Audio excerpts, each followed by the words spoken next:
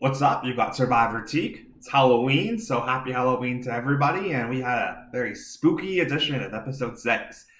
This is the first time in Survivor history where we didn't actually have like a vote off. This is probably the first time since, let's say, season 2, season 3, season 4, back in the olden days of Survivor when you'd have these recap episodes. But this is the first time where you had a progression in the days of the game without ending with a vote off. And this is very reminiscent of Australian Survivor and what would happen in that season. I think part of it is just because they have so many episodes that they commission that they need to have non-elimination episodes. So this is quite interesting. It's an interesting way to deal with a non-elimination just by showing a couple days of the game before the vote off instead of actually having some type of weird twist take place. But all of that being said, the strategy just wasn't really up to, it wasn't amped to 19 or 20 like we usually get in these episodes of Survivor recently. So I felt it was a bit of a pause when it came to strategy, but you're starting to see the players position themselves for merge. And we were chatting about this last week where you start to see how people are really eyeing their game and we're getting some good content moving forwards. So let's chat about the episode. We started off with Ua and the aftermath of the Genie vote out and Ricard and Shan talking about that extra vote and who it should go back and forth to. And you had some really interesting points coming out from Ricard, actually, which was, like, if you trust me, let me have it.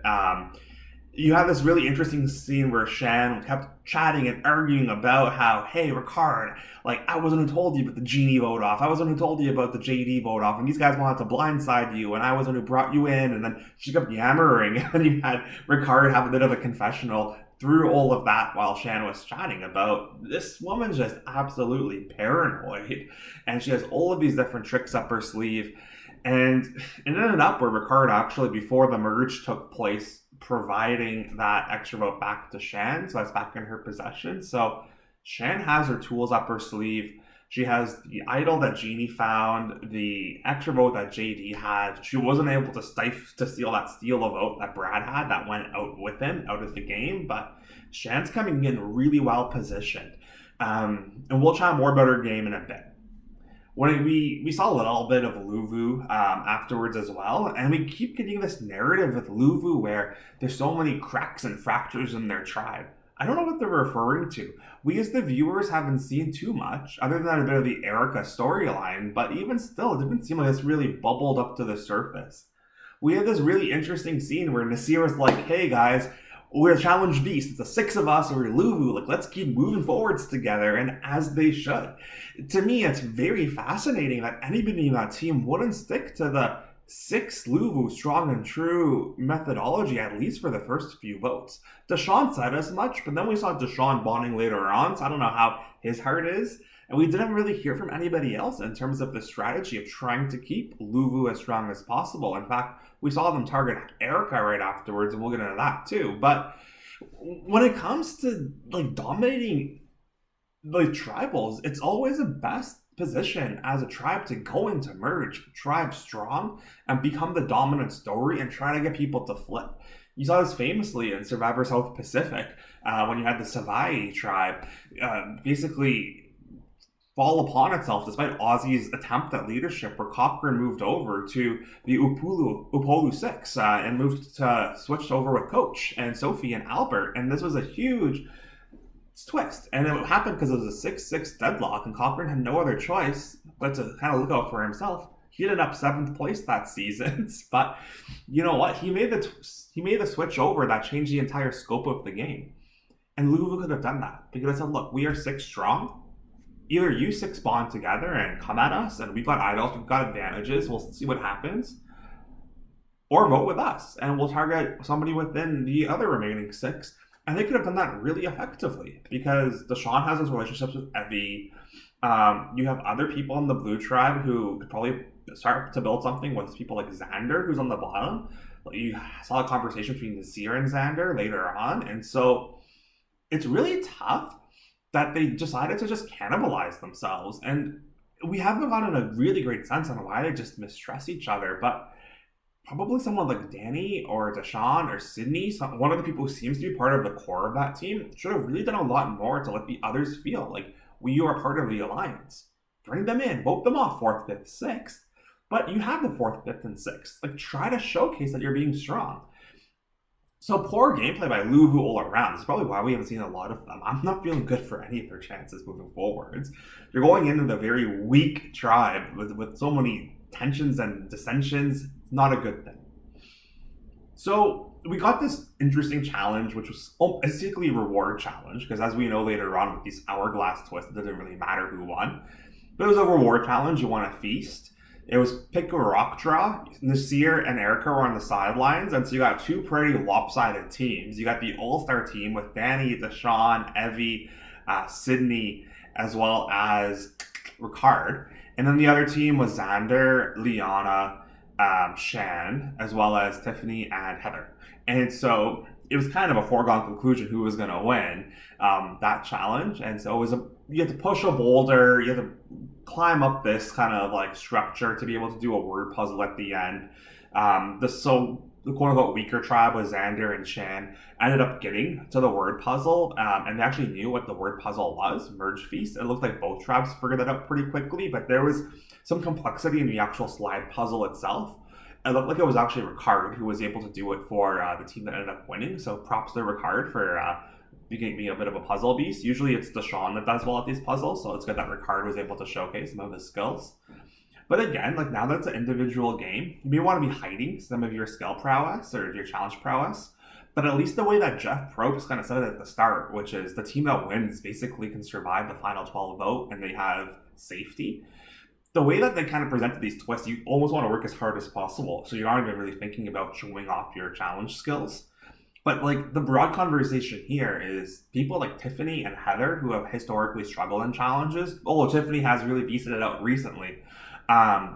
They might be able to kind of do a little bit better. If the players are thinking intelligently, like they should be targeting the Xanders and the Dannys and the Nasirs, because these are people who can really start to win challenges, reward challenges, immunity challenges. When it gets to that point, Final 6, Final 5, Final 4, you don't want to have people that are gonna for sure beat you at the end of the game. You saw this happen a lot in Survivor South Africa, where you ended up having there's some Halloween trick-or-treaters, so I'm just keeping my eyes open. I need to pause this real quick. But like in the end of the game, you saw these players ended up really beasting it out. You saw Mike in Worlds Apart. You saw Ben in Heroes and Hustlers. You saw different players getting to the end of the game through challenge wins.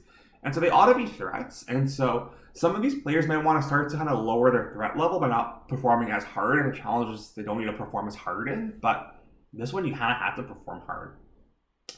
So like Danny's and Deshawn's team won, and then they have to pick between Nasir and Erika, which one of them they wanted to bring into this merge feast and presume it's safety, versus the other one who would have to go into an island and they're exiled and they probably get an advantage as they all kind of predicted. So they chose Erika to go, which I actually think was the wrong decision. I think knowing that there was going to be some type of massive twist on this island, and if you were to trust Nasir more, which seemed to be where Danny and Deshawn's heads were at, specifically Danny, he was the one that seemed to be through the eyes of the viewer, the decision maker here. Why not choose Nasir to go on the island? You can say, look, Nasir, like we wanted to keep the Luvu team of 6 strong. You're stronger than Erika, and you know how to handle yourself very well. And so we just wanted to put you out there so you have full control of the advantage.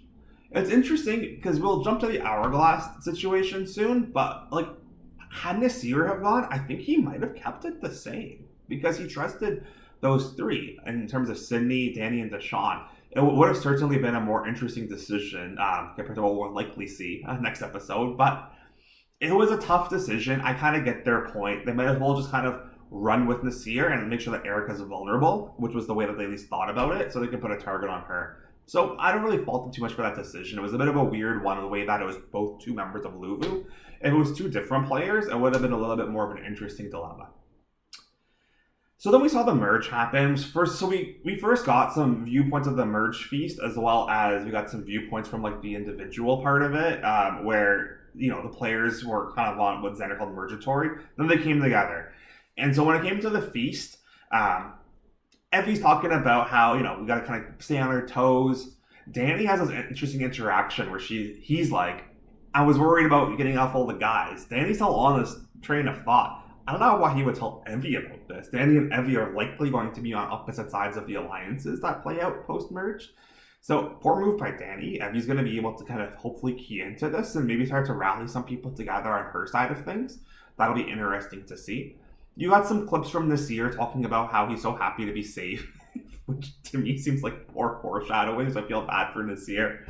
Not a ton of strategy at that merge feast, which is weird because oftentimes you see a ton of strategy at the merge feast. You see advantages hidden in different places.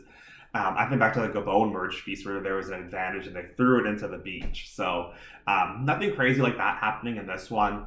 In fact, the more interesting strategy happened back on the island with the losers of the challenge. And over there, you ended up seeing Shen have another mistake in her mistake-ridden gameplay where she basically called out Liana in front of Tiffany. Tiffany's like, I knew you got it, but it's good that you kept it to yourself. P.S. No, you should have told me. And so Tiffany goes out and basically confronts Liana straight up. Tiffany's worried. Tiffany's like, hey, I might be the one on here at the bottom. Heather's got her group of 5 that she's rolling with. Shannon and Liana's got a connection. Xander's got his idol. I don't know. I'm at risk. So Tiffany goes and chats with Liana. Liana comes clean about this knowledge is power advantage. She keeps saying that she's going to try to hit Nasir up for his idol, so I feel like that's what's going to happen, which is probably the right move for her. But she's also talking about Xander, and so this is where Tiffany's trying to play some defense, and Tiffany's like, Xander's one of our own. So in the previous episode when Xander got caught with that advantage, but kind of came clean to Tiffany, that might have helped build their bond a little bit, and Tiffany might be looking a little bit out for Xander. Tiffany probably is also starting to sniff out the Shan-Liana connection and knows that Liana isn't super loyal. And so I think Tiffany might just start to put a target on Liana's back. Liana thinks that Xander's on board, but Tiffany might be able to blow all of this up. So this is a very interesting storyline that I think is going to become pretty prominent. The tribes came together, and you started to see some side conversations happen. One of which was a short clip with Xander and Nasir basically saying we have each other's backs. They're kind of the two quote-unquote challenge beasts other than Danny. And so we'll see if these two are able to stick together. I think they have to. Then you also had Shan and Liana really talk about their connection and how they want to build something together. You also had previously Liana talking about how they want to use their advantages collectively and get idols. So you're really starting to see them work as a strategic pair. Then you have Danny and Deshawn that they want to work together. And there's a bit of a narrative about building this African-American or Black alliance within the tribe. And so this is fully reminiscent of Big Brother with the Cookout Alliance. So a couple things here. The first thing is in Big Brother, the Cookout Alliance, and I watched this season, and this alliance was excellent. Great alliance because they were so covert. They were secretive. They had a lot of dissension, but they were able to stick together. Like Tiffany and Derek F did not like each other. And so people were like, I don't understand how these two could work together because they hate each other. And so nobody was really able to connect the dots. And Big Brother is a game where you can really start to have covert and secret alliances. That doesn't work out too well in Survivor, where every episode, it's a clear vote. Everyone's voting. Everyone's up for grabs. In the first tribal, it's going to be clear to see how the alliances shake out, unless this Alliance of 4 really does a lot of work to start to hide their tracks and frequently are on different sides of the vote. I don't think it's going to happen. I think they're going to be sussed out. People are already on to Shannon and Liana. People must know that Danny and Deshawn are close. If they see those two duos linking up, people are going to know that they're targets. If I'm on the beach, I think the Danny-Deshawn duo is probably one of the biggest targets there from a physical standpoint. Shannon and Liana from an advantage and strategic standpoint. And so I think they're going to be targets. I think the 4 of them bonding together are going to make greater targets. I don't know if we're going to start to have a counter alliance. I think the counter alliance is going to have to be some combination of Evie bonding with Tiffany and Xander. Like that old kind of core gets back together.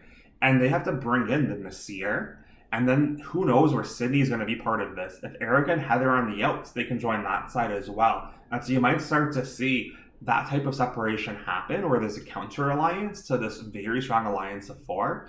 And so we'll see how this plays through. We didn't really see how Shan and Ricard's relationship was going to continue now that Shan is starting to develop this new alliance. So we'll see how Ricard fits in all of this as well. So it's going to be quite interesting to see.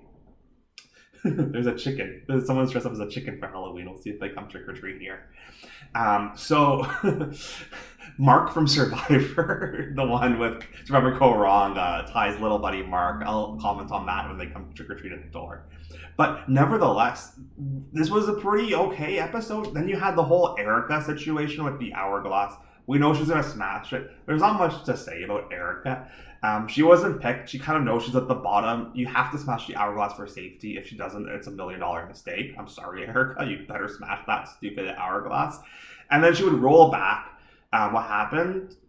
But really what happens is the people who had safety are actually now threatened, and those threatened have safety. So that'll be really interesting, because then we'll actually see between Nasir, Evie, Danny, Deshawn, and Sydney, who's the one, and Ricard, sorry, who's the one that they'll end up targeting.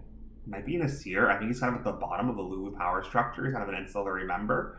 And of those 6, he might be the one that's targeted. I think Ricard, if Shan really wants to stick the knife in him now might be the time where that happens. I think Evie's got people and Evie's got strategy to be able to survive this one. And if they're clever, I think Danny might be a big target. Evie might try to pull the forces against Danny. I could see that happening, and that would be a really interesting kind of narrative that could end up happening here.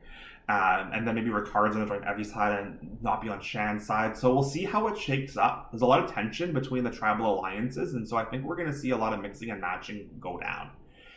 So that's it for episode 6. We'll see what happens in the continuation and someone's actually voted off. My prediction is, I don't want it to be Nasir, but I think it'll be him. I hope they band together and somehow can get Danny out, because that'll be a real game opener for a lot of players in the game. So we'll see what happens, but I'll get to my contender analysis maybe after the trick-or-treating is done, and we'll chat soon. Thanks, everyone.